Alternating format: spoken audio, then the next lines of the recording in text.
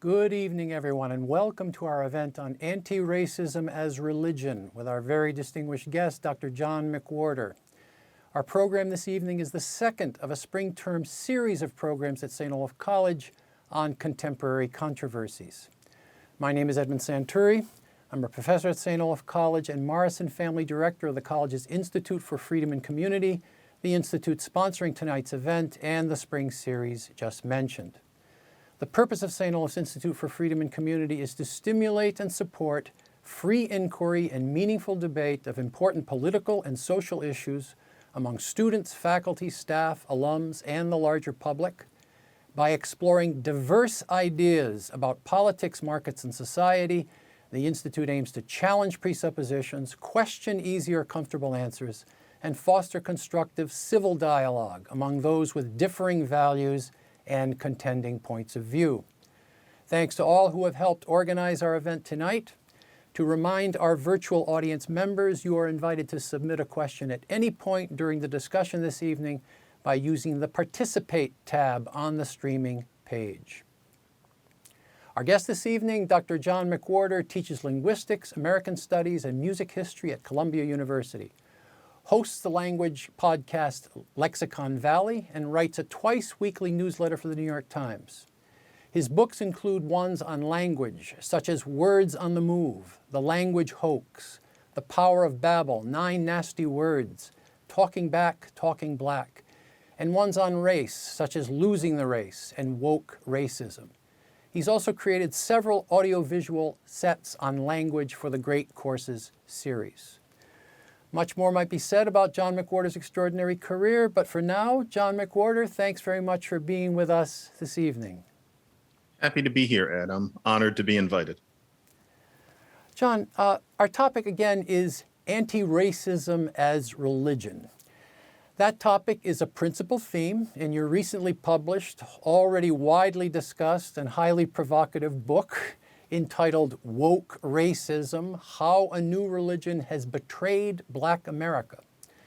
A central claim of your book is that a particular view about race prominent in our society and self-identified as anti-racism is ironically, in effect, if not intent, racist, at least in certain moments. This anti-racism, which is in some sense racist, according to you, operates as a religion in our society. And in saying this is a religion, you're not praising or commending it because you're not a big fan of religion generally, or it would seem to be the case from reading your book. And then That is correct. I own it. Yeah. We want to address that religion matter eventually, but let's start by unpacking what you mean when you call by what you call third wave anti-racism, which is the view you identify as ironically racist. I mean, you distinguish third wave anti-racism from first wave and second wave anti-racism. It's very complicated because, again, what you identify as third wave anti-racism is, from your point of view, racist in effect. But what do you mean by third wave anti-racism? Well, I refer to what many people today think of as confounding and seemingly almost nonsensical about the way we're told by many very charismatic and deeply confident people as to what we're supposed to think about race. You could say that there have been waves of anti-racism analogous to the ones in the feminist movement. So you could think of first wave anti-racism as the battle against formal segregation and disenfranchisement. Then you could think of second wave anti-racism as something that most people didn't think of as necessarily a sequel or as one thing. But this was America learning in the 70s and 80s and into the 90s that it's bad to be a racist person, that it's not only about water fountains and the Voting Rights Act, but how you feel about, for example, Black people, and the idea that being what used to be called prejudiced is a bad thing. That became a mainstream sentiment in those final decades of the 20th century to an extent that now seems so normal. But if you were alive in the first half of the 20th century, you know what an incredible revolution that was in the psychology of a nation, even if the revolution wasn't anywhere near complete. But then these days, and especially dominant since the racial reckoning, so to speak, in the spring of 2020, has been this third wave anti-racism, where the idea is that you're supposed to put the battle against power differentials on the basis of race at the very focus of all meaningful endeavor, and that to be a white person who is a good person is to think of yourself as eternally complicit in what is a thoroughly racist system in all ways that needs to be overturned and completely rethought for there to be anything like what you would call social justice. And where if you're a Black person, what you're supposed to do is frankly think of victimhood as the center, as the fulcrum of your identity, as the defining aspect of what the Black experience has been, in a way that the nation probably can never truly address. And so there can never be any true kind of healing. That third wave anti-racism is often called these days wokeness, but we're talking about something more specific than that. It's this particularly narrow and even sometimes unimaginative way of looking at things, where battling power differentials is seen as the central intellectual, artistic, and moral endeavor of enlightened people. And that anyone who questions this is a white supremacist, for example, somebody who has a severe moral deficit and needs to be disqualified from general society. All of that stuff that many people look at nowadays and think of as crazy, in some way, it's not crazy. It's a religion. It's a religion that frankly has the bad aspects of many religions rather than the good aspects. But an anthropologist from Mars would immediately think of it as a religion alongside the many others. Yeah, I wonder if we could say a little bit more about what you mean by calling third wave anti-racism as a religion. Again, this is not a compliment, but rather a characterization is in some sense negative. Could you say a little more, in a little more detail, what you mean by the religious attributes of this movement?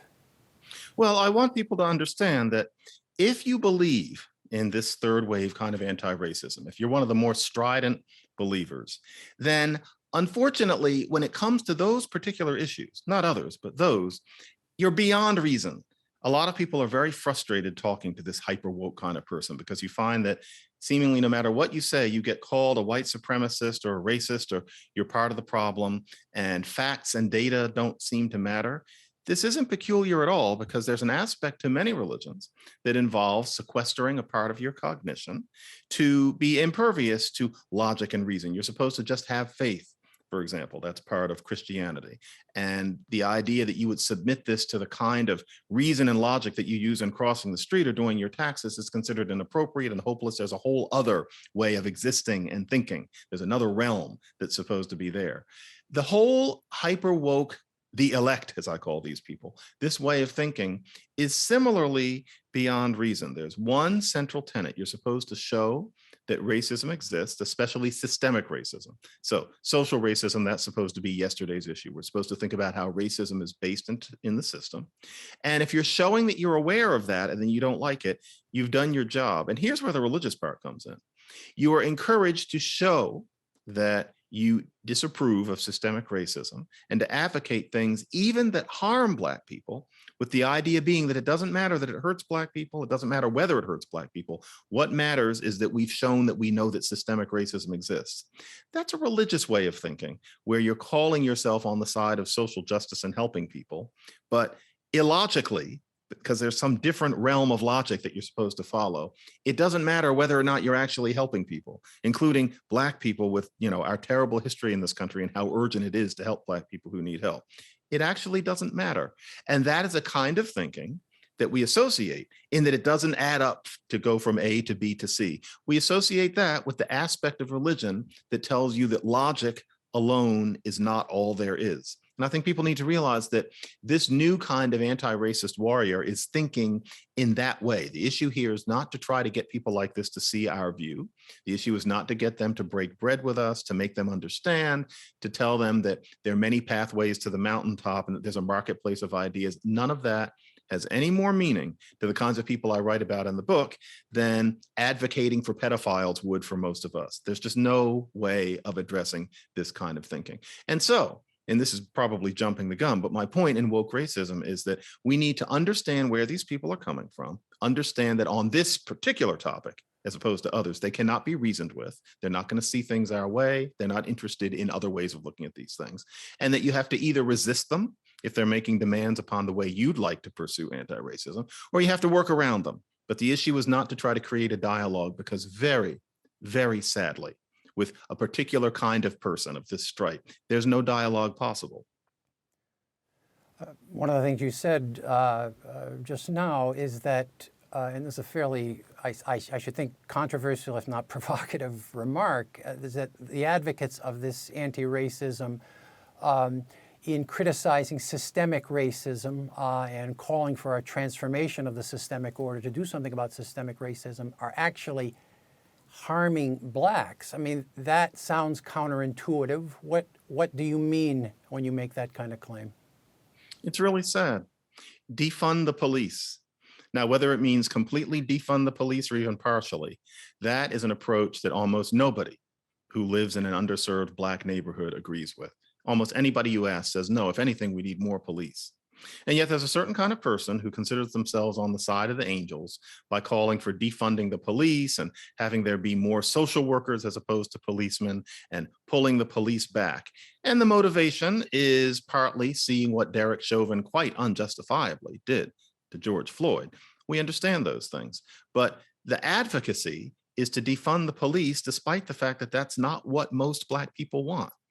How do you square that circle? Well, frankly, it's a racist idea to say defund the police to the Black grandmother who wants there to be more police in her community where she regularly hears gunshots. It's racist, whether it's coming from a white or a Black person. And yet, we're not supposed to think about those things. Or one other quick example, you're often told that it is racist to suspend Black boys who are violent in schools where there's a great deal of violence. The idea is that if more Black boys are suspended than white boys, it must be because of bigotry. The truth is that the studies do not indicate that, as unfortunately many of us would guess. If you come from a poor home, and if your people are disproportionately poor, and we all know that's true of Black America for reasons that we all understand, you're more likely to be violent in school. But that means that there will be, in many schools, a disproportionate number of Black boys who are more violent than the other boys. So in some schools, what happens is that you listen to people talking about this supposed bigotry against Black boys, because the only reason that more Black boys are being suspended could only be racism. And so fewer Black boys who are violent are suspended, and there's more violence in the schools, and performance in the schools goes down. And what's important is that those schools tend to be mostly minority schools. It's other Black kids who are getting beaten up by these kids. It's not some just desserts issue, as many people might think, where it's white kids getting beat up, and in some cosmic theatrical sense, that's the way it should be because of the way whites have always treated Blacks. It's Black kids who are getting beaten up, Black teachers sometimes too. Nobody wants to talk about that. Why wouldn't they?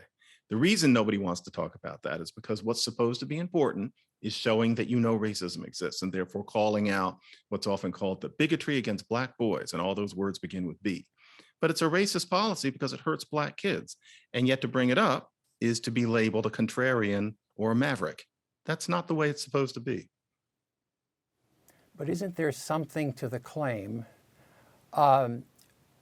that what we would characterize as systemic racism or disparities or inequities within various social systems, economic, educational, and so forth, has something to do with the racist history of this country, and that as a consequence, those who have profited over a period of history from those kinds of inequities have a kind of responsibility to address these matters and to transform the system such that these inequities are mitigated, if not completely eliminated. That sounds utopian, of course, but in some measure substantially improved. Isn't there something to that claim?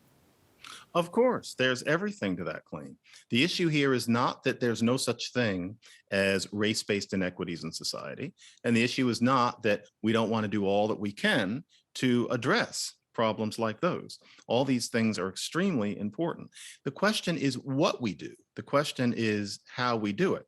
And the way that we're often told how to do it has very little to do often with helping actual Black people. And so, for example, There is a general trope, which is that we must show that systemic racism exists. And if somebody seems to be denying that it exists, we have to call them out.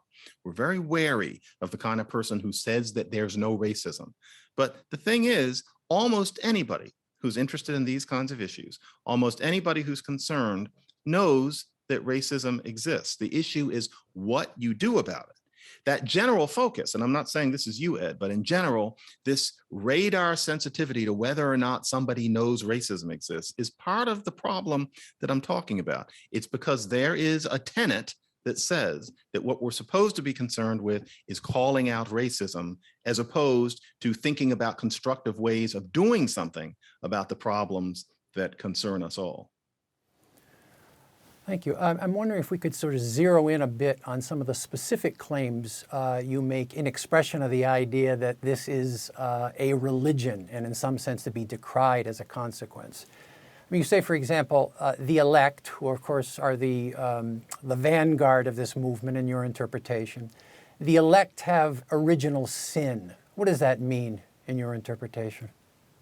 What that means is that there are incredible parallels between the elect religion and actual Christianity. It's almost eerie.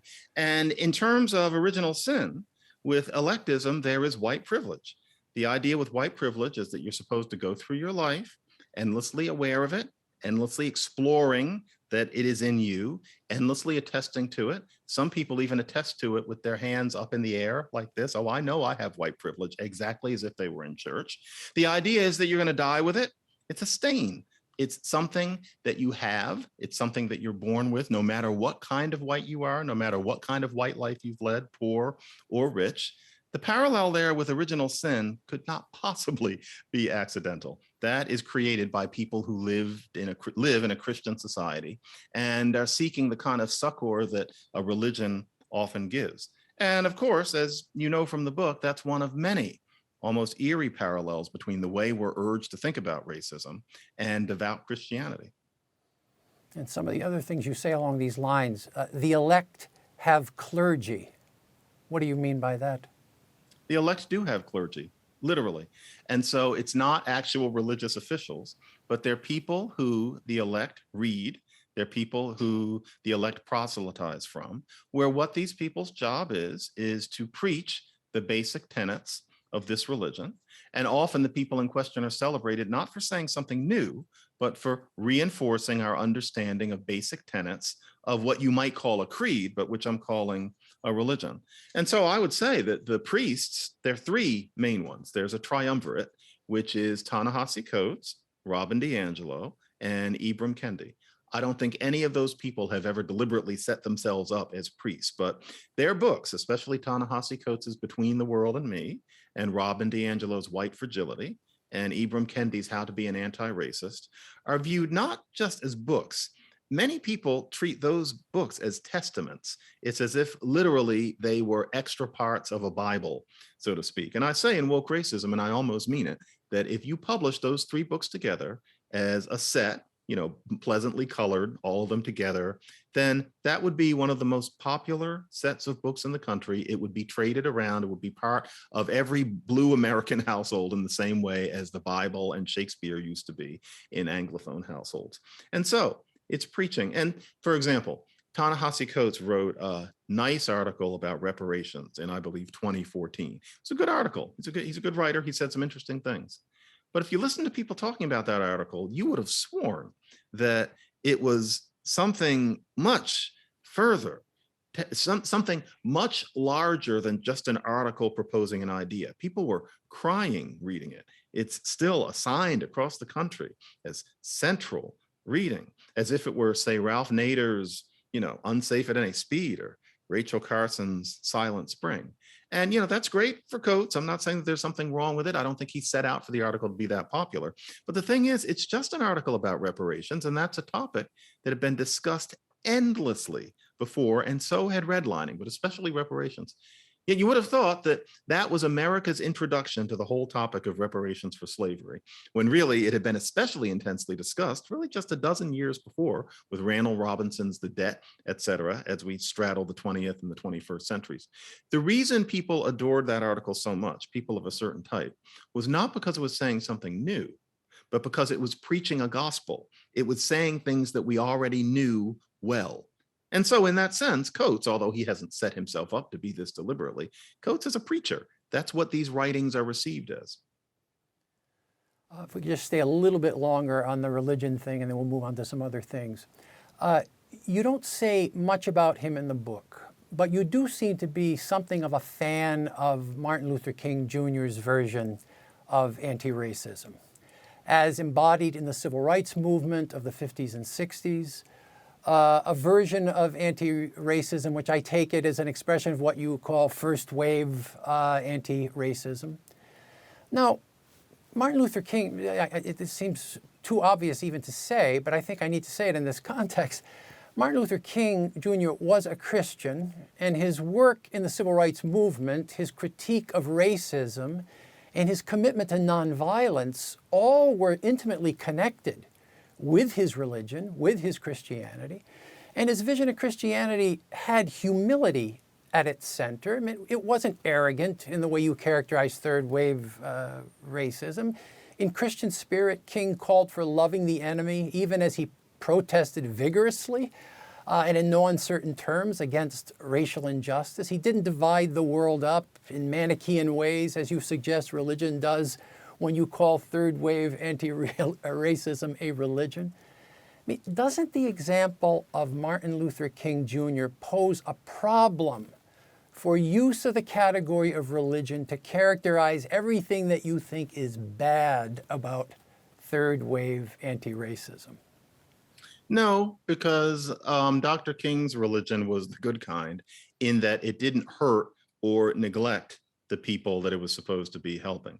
So religion can do a great many good things. I am impatient with it in general. I'm not a believer. I like logic too much, but there are wonderful things about religion, and I openly admit that I don't know that much about it. Much of the criticism of woke racism predictably has been he doesn't know enough about religion to be criticizing it.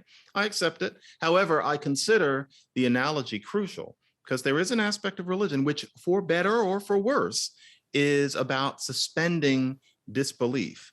And I think it's very important to get across to readers that when you're talking about the elect, you're not dealing with people where you can have a conversation about the validity of different opinions. This is a kind of religion that can be a bad aspect of it. And it's also important to realize that all sorts of things about electism only make sense if you think of it as a religion. Why would there be books that you read about stuff that you already know and you praise it to the skies? That only makes sense with a comparison to following scripture all of your life and needing to be constantly reminded that things that aren't exactly intuitive, nevertheless, are on some level true. White privilege, why do you have to be so obsessed with it? Well, nobody would ask that about original sin. It helps you wrap your mind around a kind of thinking. Now, there's a fine line between an ideology and a religion, but I find the religion metaphor really useful, and I do believe that Martian anthropologist would see no difference between, for example, fundamental Christianity and electism, even if we do. I'm not sure what their basis of differentiation would be. These are very similar ways of thinking. Okay, but what I guess I have to say, what I'm hearing you say now is that there are good forms of religion, maybe, and bad forms of religion. And when you talk about third wave anti-racism as a religion, you're talking about religion in a not very helpful sense, a bad sense of religion there. Correct. That, I mean, I will say, if I might editorialize here, I mean, I don't think that the good religion stuff comes through very clearly in the book. It does seem as though you're operating with a kind of univocal sense of religion there, and it's mainly bad. So I'm actually happy to hear, to be honest, the qualification I think I'm hearing now. But you know, Ed, if I may interject, I think that some people are under the impression that what woke racism was supposed to be about was a comparison of electism with religion. They were waiting for me to spend 200 pages exploring that connection. To be honest, I don't care that much. I'm more interested in the harm that it's doing to Black people and explaining all of that. And so, no, I did not talk about what's good about religion because it's not a book about religion and I don't really know very much about it. And I think that I have disappointed many people who would be interested in exploration of the parallels between wokeism and religion, but I'm not sure what that would be for outside of a strictly academic or theological discussion.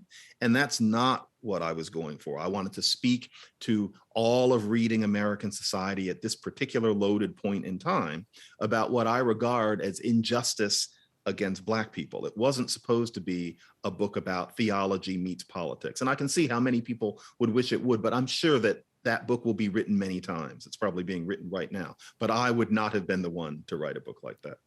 Fair enough. Thank you. Now, moving to something slightly different, but related by your own account. In your book, you don't, and this is a rather delicate topic of discussion. In your book, you don't say much about the N-word, but you do say quite a bit about the N-word in recent articles you've published in the New York Times. And it's in one place, at any rate, you say that right now the social prohibition of the use of the N-word is actually a taboo on the use of the N-word. And Merriam-Webster Dictionary defines taboo as a prohibition against touching, saying, or doing something for fear of immediate harm from a supernatural force. Now, in your case, this would be a kind of metaphor, but captures the religious dimension of your analysis of this sort of thing. Now, most agree, of course, that the N-word as a racial slur is horrendous and ought never to be used. But in a February 21st email to me, you say, the N-word, I'm quoting now, the N-word is quite germane to the woke racism issue. The way it is now processed is very much religious and wielded beyond any kind of logical reason or justification. End of quotation of the email. And then in one of the New York Times articles, you insist against some that in thinking about this term, the N-word, we need to have clearly in mind the distinction between using the term as a racial slur and mentioning the term in an analysis of our language. The distinction between the use and the mention of a term is, of course, a time-honored distinction in philosophy, particularly the so-called analytic philosophy of the 20th and 21st centuries. But you and others apply the distinction between use and mention to the N-word. I mean, could you explain with a bit more detail what the issues are here? Well, it's pretty simple. You don't use it as a slur. We all understand that. And this is the sort of thing I mean where there's a certain religious, I hate to say that word again, impulse when we discuss these things, and that many people are waiting for someone like me to say it's okay to use the slur. Or if I write an article about the N-word somewhere, which I've done often, many people interpret it as me saying it's okay for white people to call Black people that. And if you think about it, what sane person would argue for such a thing? The point is the use-mention distinction that you're talking about. And my point is simply that it should not be, I will prescribe that right now, it should not be that a non-Black person cannot say that word out loud in order to politely refer to it, to have a conversation about it, especially since the conversation is usually condemning the word. And the reason that I say that it doesn't need to be the way it is now is because I'm just old enough to remember when it wasn't. Back in the 90s, you could have in the media a perfectly sane conversation about the N-word, and you could say it once, and everybody knew that that was not hurling the word. Our new idea that you're not even allowed to utter that sequence of syllables, it makes it a magic word. And it really does end up being kind of taboo. And the question is, why are we embracing this taboo status that doesn't submit to rational analysis? And once again, it brings us back to that word that begins with R that isn't racism, and I shouldn't say it again in this event, but we're treating it as magic rather than actually analyzing it sensibly. I don't talk about the N-word much in woke racism, partly for a mundane reason, which is that I wrote my book on profanity, 9 Nasty Words, about 10 minutes before I wrote woke racism, and it came out the same year. So once I was writing woke racism, I had already written a whole chapter about the N-word in 9 Nasty Words, and I wasn't up to doing it again. And I'm perfectly happy that you've asked this question, but I also didn't want publicity about woke racism to get too caught up on that easy hot button issue. I wanted people to pay more attention to the religious aspect of things. And so I didn't talk about it much, but I could very easily have included the way we treat the N-word and what we do to people when they've transgressed our new norms as part of this new religious way of approaching race issues. There's another N-word, the one that begins with an N but ends in an O. The issue of whether one might use or mention this N-word that ends in an O is somewhat more controversial than the issue of whether one might use or mention the other clearly abominable N-word. You've discussed the use and mention of the N-word that ends in an O recently in an article you published that takes as its point of departure a remarkable symphony composed by the great 20th century African-American composer William Dawson. I believe we have some music students and professors in our audience tonight. Could you say something about this matter? I think they'd find it quite interesting. Well, I'll say it straight out. The idea that Negro is a slur is absurd. That's a new idea that's coming from people who almost seem to be looking for a reason to be offended. Negro was a perfectly sensible, inoffensive, descriptive word for the Black race that happened to go out of fashion in the 1960s, but it wasn't because it came to be processed as a slur. And when we talk about, for example, the United Negro College Fund, et cetera, we're not uttering a slur. But these days you hear people getting in trouble for even saying Negro, as if to say Negro is to denigrate, so to speak, Black people, as if using a term that was used before is as egregious as using a slur.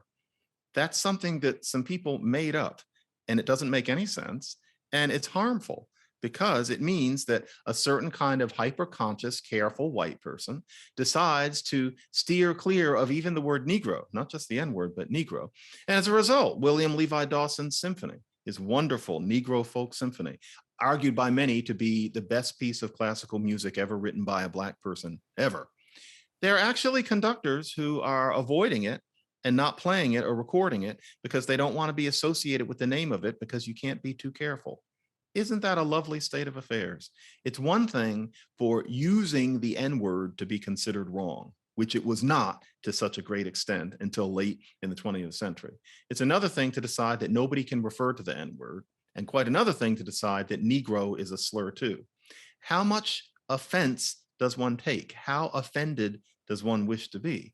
But instead, there is a certain kind of Black person, and that kind of Black person is overrepresented in academia and the media, journalism, a kind of Black person who feels that being offended is part of Black authenticity, that it's our job to almost nurture being offended because that way we're reminding society of its duty to redress the harms done to Black people in the past and even the present.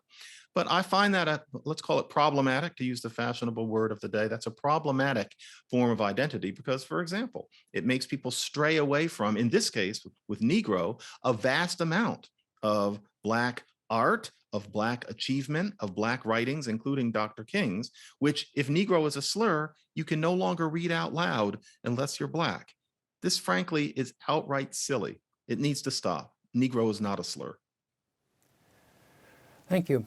As you've suggested in some of your remarks this evening, but also in a number of your writings, your view is that what you call woke racism or third wave anti-racism's almost magical fixation on words and ritual performances and virtue signaling, as you characterize it, prevents us from focusing on what you regard as the real social problems affecting the African American community and real solutions to those problems.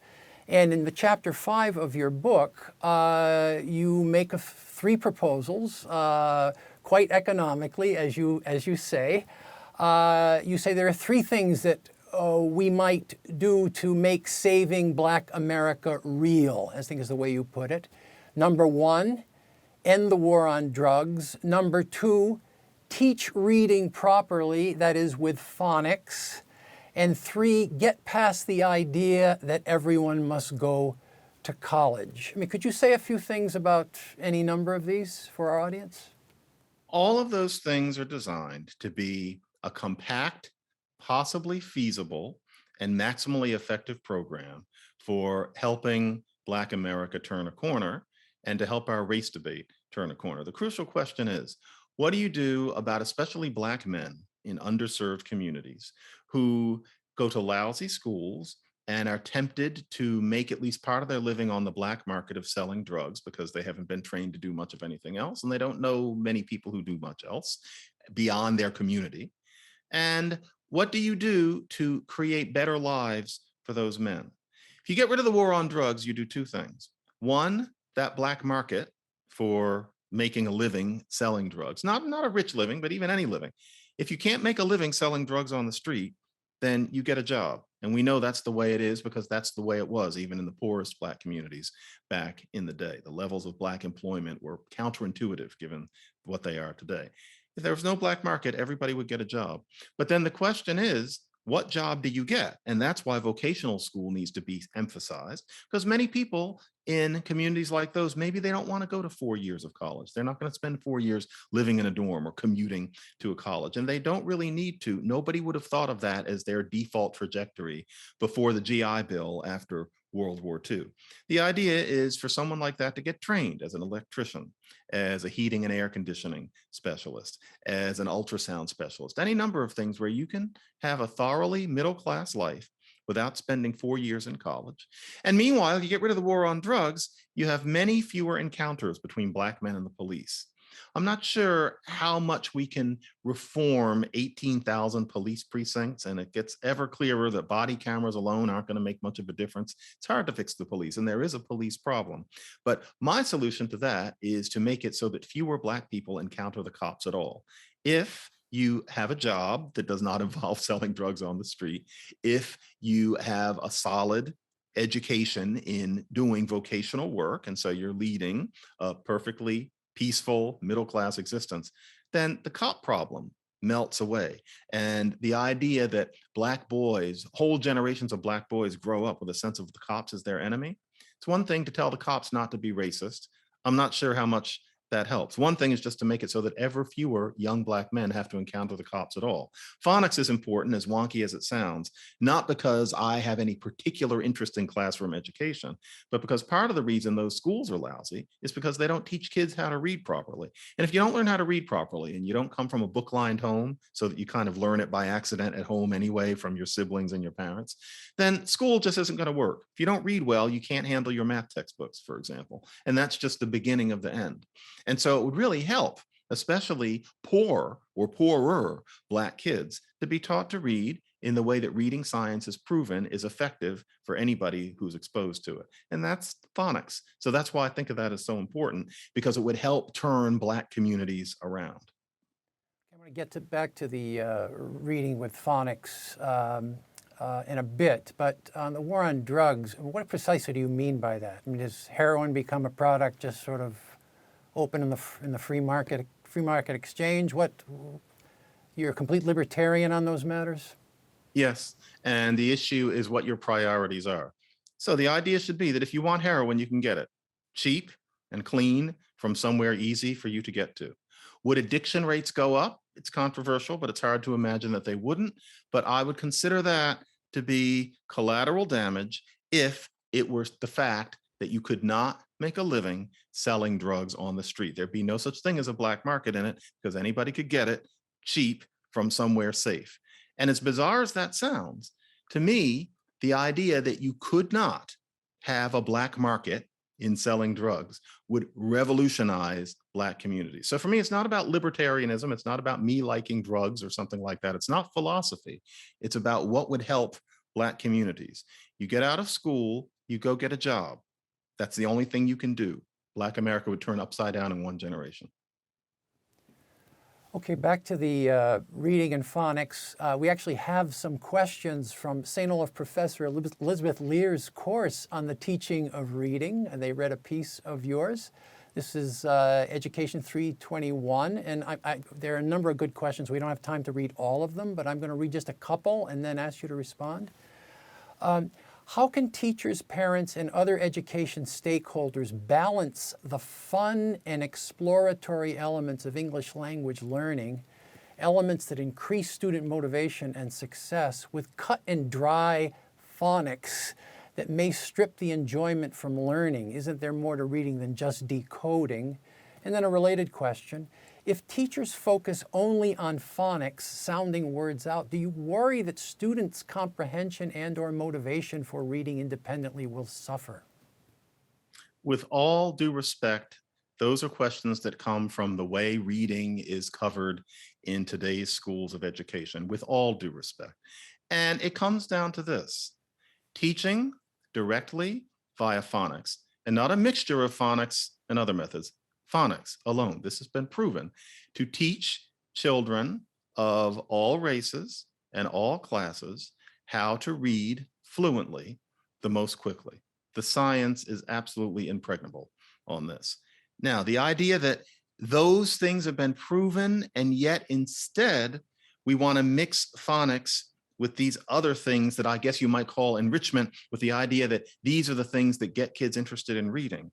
The question is this: where has it been proven that kids don't read as well if phonics isn't mixed with all of these other things? Balanced literacy, as they call it, is a nice idea, but where's the proof that that works better, especially with kids who aren't from book-lined homes, than phonics? And I know from personal experience, and the plural of anecdote is not data, but I have used a phonics book on 2 of my children and watched it work. And I'm not sure what the argument would have been for filling out what we were doing with other more enriching activities. Some people love reading, some people don't. I'm not sure what the proof is that balanced literacy creates more people who like reading. And I hate to say this, and I'm not saying that either one of the questioners said this, but I've been told by some very well-meaning teachers that the reason they don't like phonics programs is because it's boring to teach. And I can imagine that it might be somewhat drier to teach people reading through that method. But it would seem to have helped an awful lot of people before roughly about 1968, when education schools started training people in these newer ways of approaching reading. And honestly, I enjoyed watching kids' eyes open, learning how to sound things out. And you can have a fun phonics book, but the science is clear. What works is phonics. Anything else is something people have added for other reasons, but I'm not sure that there's evidence that those other things are better, are more efficacious than phonics, especially with people from bookless homes. Thank you, John. I think now is a good time to go generally to Q&A, and so we'll do that now. First video question for John McWhorter. Hello, my name is Joshua Sutherland, class of 2024, and I am submitting this question on behalf of the Political Awareness Conversation Program. In the written down conversations between yourself and Sean Illing through Vox, you state that you believe we have gotten to the point where a good number of white people of all levels of education know to look inward, and I'm not sure that we even need more than what there is. But is it fair to accept that a few white people have been told to look inward to see their own racist tendencies and faults without recognizing the mass racism that still occurs across the United States from those who do not? Should the goal not to be achieve a complete, sincere adherence to at least some form of anti-racist thinking? Thank you. That's a very important question. And my answer to it is, how deeply do we need people to look in order to change Black lives? That's what's important. So, okay, it's very clear that there are a great many white people who haven't looked especially deeply, although I would question that it's only a few white people who understand. To feel that it's only a few is to miss, with all due respect for your youth, how much things have changed since, for example, my youth. There is a sense of whiteness as other and as something to be guilty about and something to be made fun of that barely existed decades ago. There is a sense that to be racist is fundamentally wrong, that's penetrated into all circles, including uneducated ones, in a way that a time traveler would be shocked to see the absence of as recently, it's not that recently, as recently as say 1980. There's been great change, but how much awareness? Because there's a mission creep. It's one thing to say people need to be more aware so that society can change. But pretty soon there's a tendency among many to be more interested in scolding people for not being aware than in thinking about what the effects of the awareness on society are. So for example, Dr. King was under no impression that the changes that he saw were going to come along with white people becoming ever less racist. He wouldn't have minded that, but he wasn't calling for that. Today, I think we're often told that for there to be more change, white people have to look inward and become less racist than they are. I'm not sure what the lines people are drawing between this looking inward and how society changes are. I think we're just assuming that they would be there. But as far as I'm concerned, white people are about as unracist as they're going to get. And I find it easy to imagine a society where life changes for Black people who need help without white people needing to try to become different people. And that's because the world is imperfect and it always will be. That's my feeling about that. Thank you, John. Now this is a question from Julian Colville, class of 2024 from Northfield, Minnesota. It's a bit long, but a good one. In your new book, Woke Racism, you say in a couple of different places that it is in some way futile or a waste of time to engage directly with the elect, and that trying to have normal discussion will get you nowhere. So it's best to ignore them or move on without them.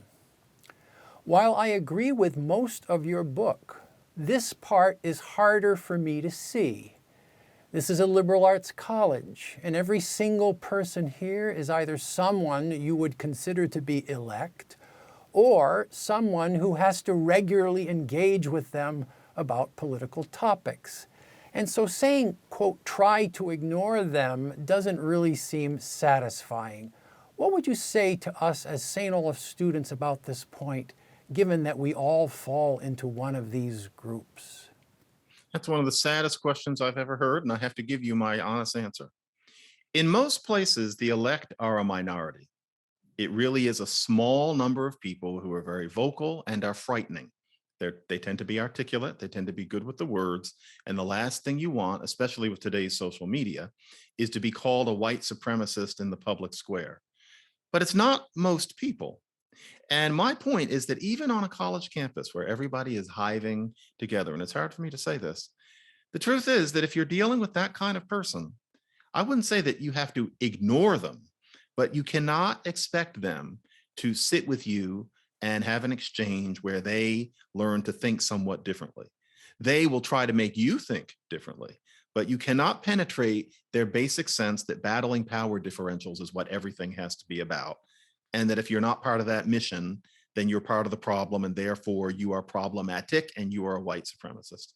You can't cut through that. And notice that I'm talking about a Black person or a white person or a Latino person. I'm not thinking about anybody of a particular race. If anything, maybe more I'm thinking of a white person who is an elect, but it's really, they come in all shades. And it's not that I want them not to be approachable, but it's just that in my experience, and having thought about where their ideology comes from and what the psychological imperatives of it are, I would have to say that you either have to tell them no, don't ignore them. I mean, if they're in your way, you have to tell them no, or you do have to step around them. They're going to have their view and they're not going to let it go. Most people don't have that view. My worry is that most people pretend to, or let the elect run the show because they're frightening. But you know, they're not that frightening. They're just not used to people standing up to them. Thank you, John. Next video question, please. I'm Charlotte Thompson, class of 2024, and the question that I will be asking today is regarding a piece that you wrote for Quillette in 2020. In this piece, you assert that, quote, police officers are too often overarmed, undertrained, and low on empathy. Regardless of your position on the presence of racism within the American police system, what do you personally think is the most viable way to go about fixing these issues you mentioned in the article? Do you think there's any viable solution at all?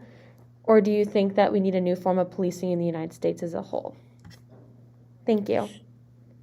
That's a good question. Hi, I'm Ella Stremler. I am a sophomore, and I'm submitting a question for the public affairs conversation. If racism is considered too often when discussing violence with the police in the United States, then what would you change about the policing system? Would anti-racist training or consideration be involved? What other approaches would you consider? Sorry, John. You know? Sorry, I should have told you that there were two questions on a related topic. So That's okay. Yeah, right. Yeah, that's a very important issue. And the cops are racist.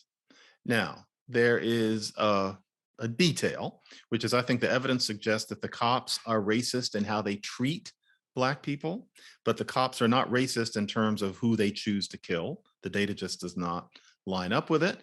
And as I've often said, for every Black man that makes national news for being killed or injured by white cops, there is a white person who has been killed or injured in often exactly the same way by white cops, where it doesn't make national news. It really is that simple. Something will happen in some community. It'll maybe make the local paper, maybe twice, but CNN doesn't pick up on it. You only hear about it nationwide if it's a Black man. It happens to many, many more white people. But there is a racism problem with the cops. To be honest, I'm not sure how much that can be fixed. You're talking about often people who are on a less educated end of the spectrum. You're talking about racism, which when it's there is a deep-seated feeling. And when it comes to policing, often it's a matter of subtle things, or if it's a matter of you find that, or it'll be something like you can see Black people going by in cars and white people going by in cars. You're more likely to stop a Black person on a drug search than a white person. It's been proven that that's true. What do you do about that? You can say, don't do it.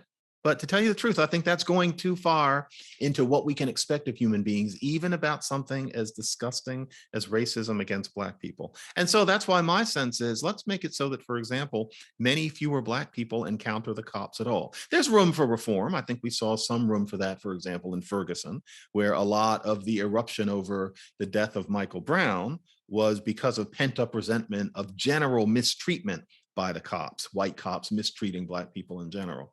But to an extent, I just hope that we can have fewer encounters. But in communities where there is, for any number of reasons, a lot of violence, I think that the idea that many cops should be replaced with social workers wouldn't be effective in saving lives, and therefore isn't the best of ideas. Thank you, John. This question now from Hillary Bokesign, class of 2009, but is also now a classics professor at St. Olaf College.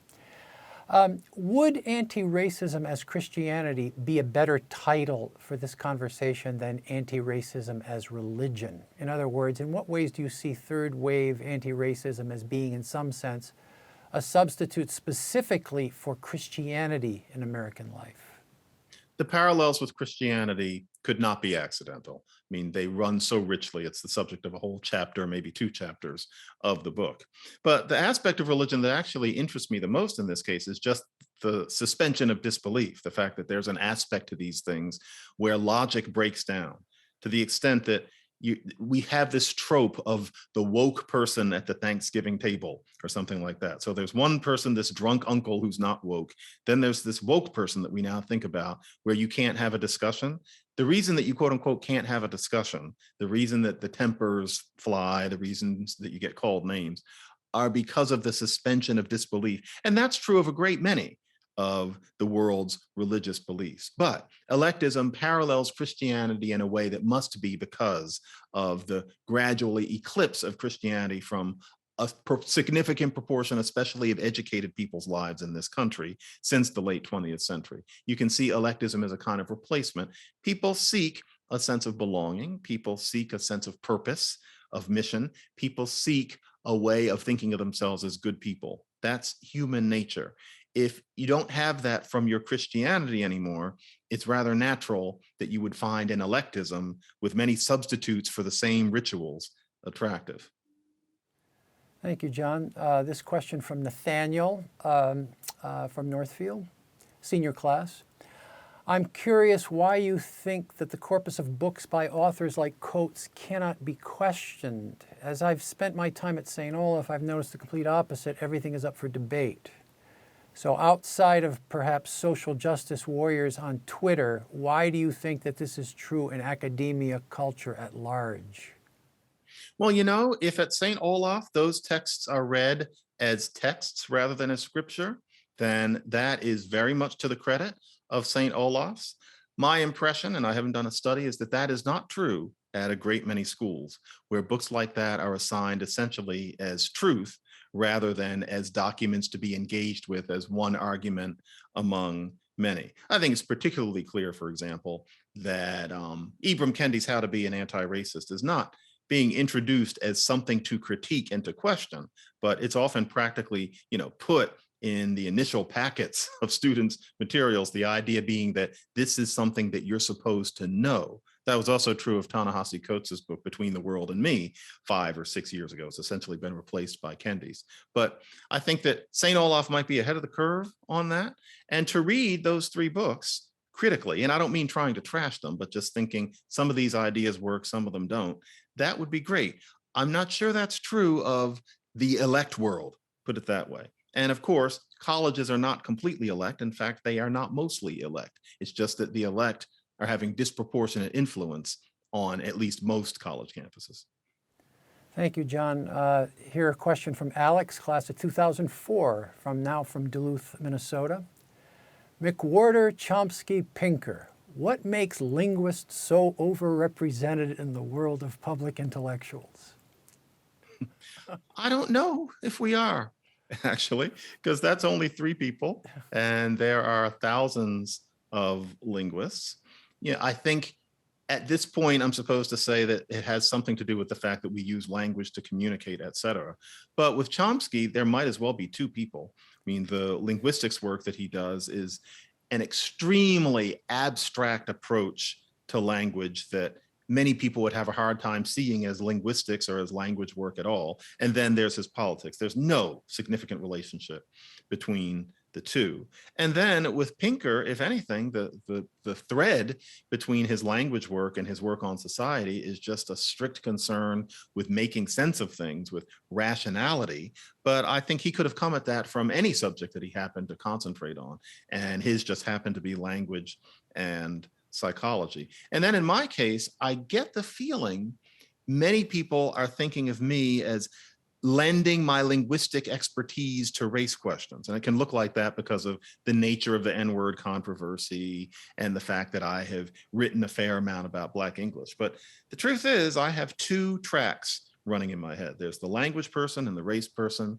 Every now and then there's an intersection, but it's not what I seek. It's just, to me, it's 2 hobbies, so to speak. But I don't know. I think there are more of us linguists than many people think. I don't know if there's such a disproportion. Thank you, John. This is actually a good segue into the next video question, which will probably ask you to elaborate on something you just said. Next video question, please. Good evening. My name is Teddy Holthaus, and I am a sophomore at St. Olaf College, and asking my question with the public affairs conversation. You are highly respected, Dr. McWhorter, in the field of linguistics. I myself have quite enjoyed several of your lectures on the great courses on the subject. My question revolves around the relation between your work in linguistics and your political thought. How has your work in and your study of linguistics affected your political thought in content and in process? And vice versa. How has your thinking of political pieces influenced your work in linguistics? Thank you very much for your time, and I hope you have a very pleasant evening. Thank you, Teddy. Very little is the truth. I'm not as holistic as many people might think, although I think that there is a common thread in that not many people have any way of knowing that linguistics is a science. And the way that we approach things is in solving puzzles. It's taught through problem sets. You're looking for a solution that's at first counterintuitive, but it basically solves a lot of problems. It's a subject where how well you do in math on tests tends to correlate with what kind of a linguist you're going to be. So it's that kind of subject. It's a problem-solving subject. And I think if my thoughts about race are different in some way, it's that I have that same orientation. And so, for example, what do you do about the cops? Many people think change the cops. My thought is that doesn't seem to be working. What else could you do? Well, what could you do so that fewer Black people meet the cops, so that the cops perhaps stay the way they are, but Black people are doing better because they're not anywhere near them? I'm not saying that that's a rocket science analysis, but it's certainly not one that I think a lot of race writers would find themselves emphasizing.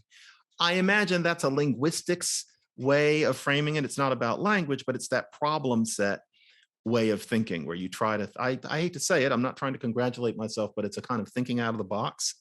And I think for many people on race, thinking out of the box is coming up with new ways to identify how racism works. But there are other boxes to think out of than that. And maybe that contributes to how I think about race. But for the most part, like I said, it's that I do two things. And I never thought I'm going to use my being a linguist as a way to address race. It was I'm a linguist and I also have some stuff to say about race. And next thing I knew, people, kept listening. And so here I am. But a lot of that was an accident. Thank you, John. Here's a question from Justin of Webster, Minnesota. You've written a great deal about classical music, from whether Schenker was a racist to whether Beethoven was merely above average. To what extent do the inherent qualities of a language shape the kind of music that a culture creates? I'm not sure I'm qualified to discuss that, because remember when I said that I'm not as holistic as many people think? I'm not an ethnomusicologist. I haven't really studied whether the structure of a language affects the way music is produced by a culture. And so, for example, I know that speakers of tonal languages are more likely to carry a tune. I don't know that speakers of tonal languages are more likely to create a particular kind of music. I suspect that the connection is thin, but it's not something I've ever had occasion to study. I have studied music and I've studied languages. And oddly enough, I have never had an especial interest in the intersection between the two. And I'm not sure I could tell you why, except that, I compartmentalize. That's what I am. I compartmentalize. Thanks, John. I'm going to push you just one more step on that matter. The book, which I find absolutely fascinating, Talking Back, Talking Black, which is about language and Black culture. Are you saying that that work doesn't occur to you as you're writing a book like that there are enormous political or social implications of understanding Black language in the way that you do? No. When I wrote Talking Back, Talking Black, what I was writing about was what the structure of the dialect is like, why the structure of the dialect is such that there's no reason to think of Black English as bad English. And of course, that indicates a certain societal concern, without a doubt.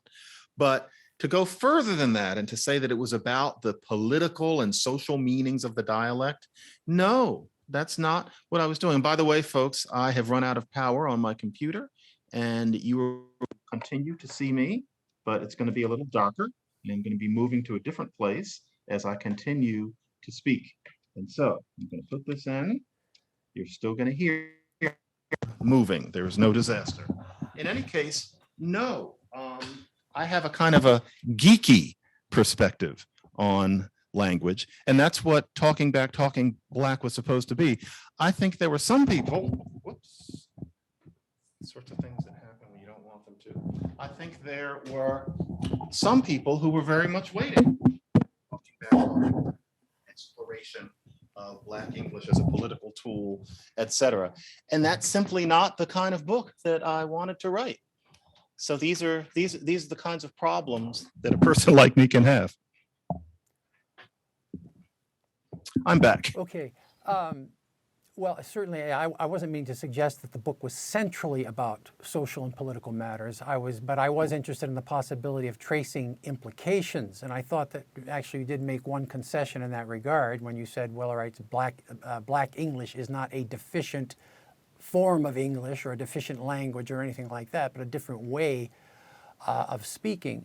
I mean, does that observation support a particular approach to, say, how we use English in the public schools and that sort of thing? Or are you saying it's completely neutral with respect to such policy matters? Well, you're making me think, Ed, and I suppose that the thing about Talking Back, Talking Black was that the point is that structurally, the dialect lends no scientific reason that Black English should be thought of as somehow lesser. And my point is that telling people that it's racist not to like Black English or to think it's lesser doesn't seem to work very well. And that's been the usual strategy among people who study the dialect and disseminate findings about it. The idea is that you are discriminating to think of Black English as lesser. And I've seen that literature over decades, and I'm not sure that it really changes many minds. So my point was to go around all of that, make an end run, and show, look at the structure. Look at how complicated this is. Look at how uncomplicated standard English is in many ways. So here's why you shouldn't look down on Black English, because there's simply nothing wrong with it. That's probably a me way of looking at things. And there was one reviewer in the New York Times who didn't like the book because I didn't discuss racism enough.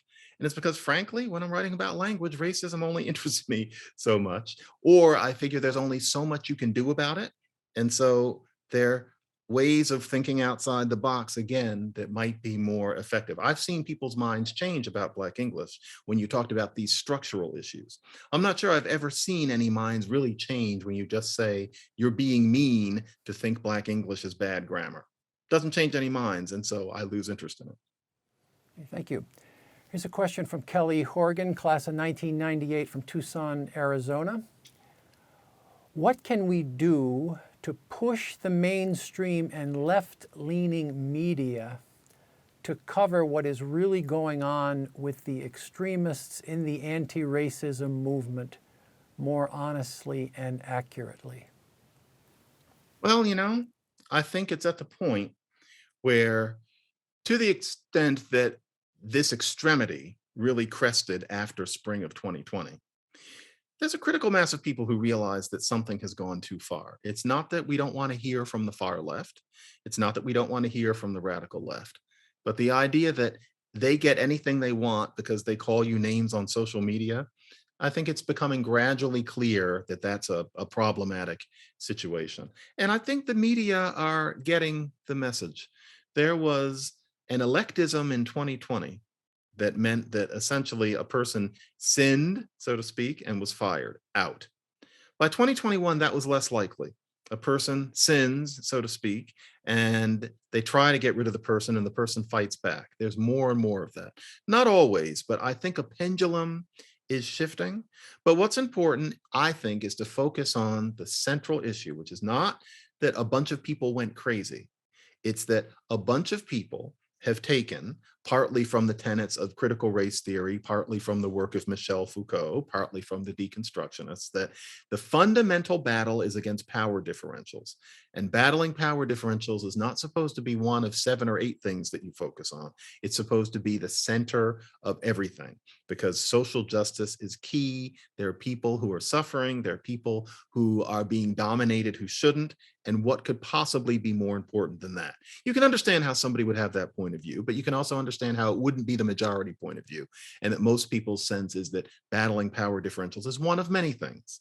And so, to the extent that the media understand that there is a such thing as something having gone too far, that it's about this conflict of visions, and it's a conflict of visions that is not subject to telling people to calm it down, that you really do have a real opposition here and you have to deal with this one. I think that that will be constructive. I suspect, I hope, that woke racism, in as short a time as possible, is a period piece about a strange time when something went over the rails in roughly the summer of 2020. It's meant to be a topical document. And I hope it can play some small part in alerting the media to the excesses of this sort of thing, as you say. Thanks, John. Another question on reading and phonics. This again from Elizabeth Lear's, Professor Elizabeth Lear's class. In an article you wrote for The Atlantic, you reference Engelman's book, Teach Your Child to Read in 100 Easy Lessons. Since that book is aimed at parents, do you envision that the strategies from the text can be used directly in preschool, kindergarten, full group reading instruction, or are there aspects of the pedagogies that need to be modified to work better in the classroom? That is, once again, I have to plead a certain amount of ignorance. I have never taught a classroom of small children in my life, but I have certainly used that book twice in my life. And I think that to the extent that you could sit everybody around you and turn the book around and show them the big pictures and the large fonts that are used, I think it could certainly be used by groups of people. I'm not quite sure how big, but certainly you could be surrounded by students and use that book. It's especially for parents. It's a book that you sit on your lap, but you could definitely scale it up and use it for a bunch of kids. Thanks, John. This from Jason of Minneapolis. In your recent newsletter, you weighed in on whether Ukrainian was a unique language or a dialect of Russian. Mm-hmm. Labeling a language a dialect has a clear enough political valence in that war. So should we be thinking carefully about whether to call Cantonese a dialect or a language? Yeah, these things are very hazy. And the simple truth is that there are varieties that are mutually intelligible of some larger thing, where it makes sense to say there's a language and dialects of that language. And so there is Korean, and there are dialects of Korean. But there are other cases where what are called dialects are so different from each other that they're as different from each other as what are called languages elsewhere. So Cantonese is considered a dialect of something called Chinese, but Mandarin and Chinese are as different as French and Italian. So really, it's the Chinese languages, which is the way linguists refer to these sorts of things. And then there are cases where you have varieties that are mutually intelligible, but they're spoken, say, in different nations. And so they're thought of as different languages. Swedish and Norwegian are dialects of one thing that you could call mainland Scandinavian, but they're considered different languages. And so all sorts of things determine how these sorts of things are thought of. And there was a time when Russians, some Russians, many Russians, used to think of Ukrainian as just a dialect of Russian. And Ukrainian and Russian are very close sister languages. But anybody who looks at the two can see that Ukrainian is different enough from Russian. It's much more different than Norwegian is from Swedish, that it's a language of its own. It's kind of like Spanish and Portuguese. They're not quite that far apart, but more or less like that. And so there's an empirical way of looking at it.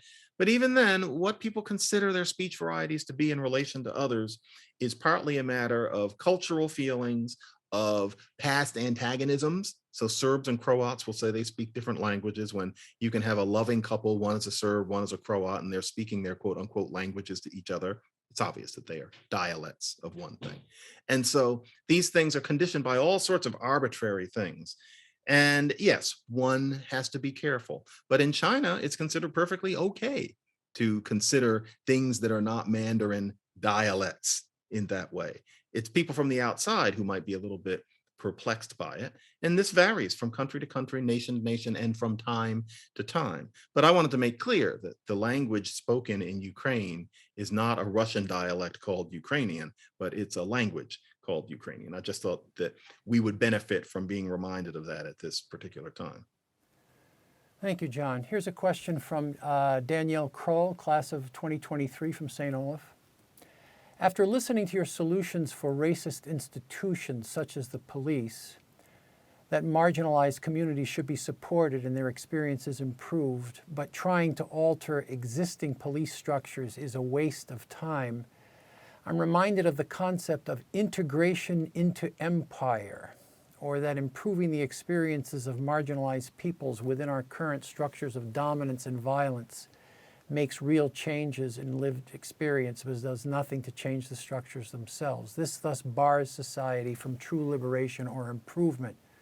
How would you respond to this? Do you feel that the changes within these existing structures is good enough? Well, you want to change structures, but you also want to watch out for resonances of words and phrases that can detract from what we're talking about out on the ground. Changing structures, who doesn't want that? But the question is how fast you can change them and whether you can do things for people here and now that will change their lives faster than what transformation of structures can do. So transforming the structure of the police, that's going to be a long, slow haul. Hopefully there are people who will be dedicated to that.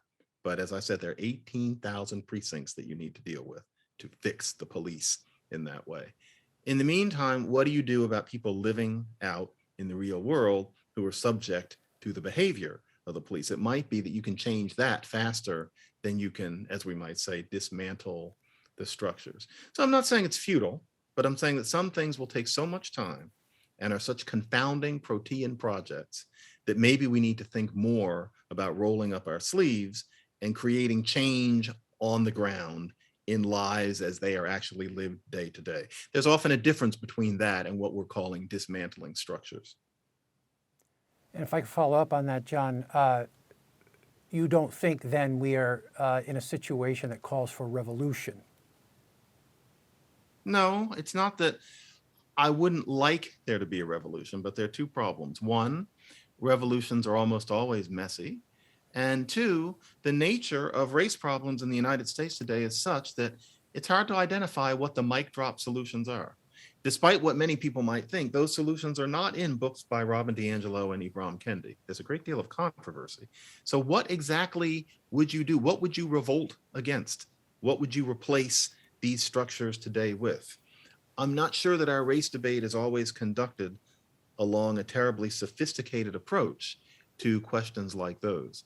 I think that, especially if you hang around academia and the media, you get a sense that the radical left take on race is the truth, that what someone says from that school is an overarching truth, none of which can be denied in any real way. And anybody who has any other views is a conservative or is a moderate or is somebody who doesn't understand. But that's never been the way things were in what Black thought actually consists of. There are many ways of looking at what would help Black America. Anybody who's interested in these questions is interested in what would help Black America. And very few of those people's point is Black people need to just pull up their bootstraps and take care of themselves. That's a minority view within people who are race men or race women, as you would call it. But yeah, a revolution, what kind? What would it do? And no one knows. And so I think that we need to have more tempered approaches to solving the problems of people who have them. Thank you. A question from Paul Hubner, class of 1982, from Lincoln, Nebraska. What does John think of the mandatory DEI education/training that is implemented throughout most parts of society today? Will it make things better for Black people in the short term, in the long term? Yeah, I think it's been pretty solidly shown that DEI training, as usually done, doesn't work. And when I talk about the religious aspect of these things, note that no matter how many studies show that DEI training doesn't work, there's this sense that we have to keep doing it, despite the fact that it doesn't work. And it's one of those things, I don't want to be, ad hominem, ad femininem against Robin DiAngelo, but a lot of her work is based on essentially an extension of DEI training. That's what she has made her living doing. And a question that you might want to ask someone like her is, if you're such an expert, if your advice is that we need to basically put everybody in America through that kind of training in a more intense variety, where's the proof that it changes anything? Like, if you've been doing that for a career, what's the proof? What have you done? What district, what city, what town, what company has turned upside down? And notice how thin on the ground you find evidence of that sort of thing. It's a gesture. Our DEI trainings are a gesture that whatever company is making you do it knows that racism exists. If you don't do it, you're subject to being called a white supremacist on Twitter. No corporation wants that because it's bad for business. But it really is, at this point, a matter of jumping through hoops just to show that you're good. But that's different, as I think the questioner intuits, from actually helping Black people. Thank you, John. I'd like to step back and ask go through a kind of meta exercise with you. I want you to imagine that you are a spokesperson for third wave anti-racism, considering the views of John McWhorter. What might you say in response to John McWhorter in defense of your position? What in John McWhorter's position do you think is maybe not as well founded or not as fully articulated, or what questions are begged, or any number of kinds of things? What if you were Ibram Kendi? I mean, what might you say in response to John McWhorter's position? You mean an Ibram Kendi who had actually read the book? Yes. Okay. That's a hard one, because what you hear from people like that, not just him, but people like that, is that I'm saying that racism doesn't exist, or I'm downplaying it, that what's wrong with my work is that I don't stress systemic racism and railing against it enough. And it's not that I don't know that it exists. My question is, what do you do about it? And I think that a lot of the things that we do, calling ourselves addressing systemic racism, are really just virtue signaling. And that's whether we're white, black, or anything in between. And so if I were listening to me and giving me what me consider valid criticism, I wouldn't say that it's that, because it's not. I've never denied that personal racism and structural racism exist. I think that some people would say, and I don't think it's unreasonable, that I am not concerned enough with the cops' behavior, that maybe I have too much of a gimlet eye in terms of thinking about how we could reform the cops. Many people would say that the cops do murder Black people out of racism, and they would feel that they could demonstrate it. And I think that it's not usually put this way, but a lot of the race debate, the sticking point is the cops. It always has been, way back. You can go back to the 50s, and that is the main issue that really concerns people, how the cops treat Black people. And that really sticks with a lot of people. It's their main it's their main justification for saying that racism still defines Black lives. Nobody who says that is thinking about differing insurance rates or microaggressions or the like. They're usually thinking about the cops. And so I guess many people would wish that I would take the traditional position about the cops more, which I actually used to in my earlier work, although for some reason nobody ever seemed to notice, but I've become a renegade about that sort of thing since about 2016. So that's the roundabout answer to that. But the truth is, the kind of criticism that a person like me often gets is to make me into a kind of traitor cartoon character who's making his living shilling for Republicans. That's what somebody like me hears a lot. And that has so little to do with anything I'm doing that I can't be bothered. And then there are other people who are saying that a book like Woke Racism is all about denying that racism exists or that it's important. And that's not true either. But that means that I can't pretend to think that that's an intelligent response to the book. So that's a tough question, but I hope I've given a pretend answer to it. Good shot. Thank you.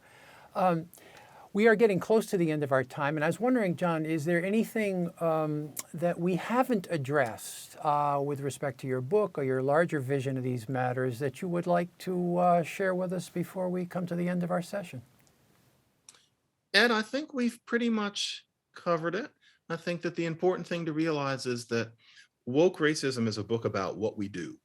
It's about how do we move ahead. It's not an examination of the relationship between anti-racism and religion. It's not a book saying that people need to stop talking about racism and just pull their pants up and work harder.